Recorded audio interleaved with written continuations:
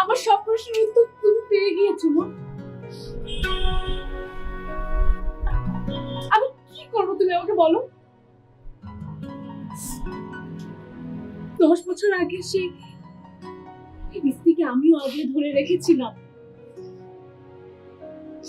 তোমার মনে আছে? তুমি যে আমাকে চলে যাবার সময় একটা ডায়েরি দিয়েছিলে, ছোট্ট একটা ডায়েরি, যেখানে তোমার চিঠি লেখার ঠিকানা, তোমার ফোন নম্বর সবকিছু লেখা ছিল। শ্রীদেবপুর থেকে আসার পথে আমি সবকিছু হারিয়ে ফেলি, সেই সাথে সেই ডায়েরি, সেই ঠিকানা, সেই সবকিছু হারিয়েছি। আমি নিরুপায় ছিলাম, আমার কিছু করার ছিল না।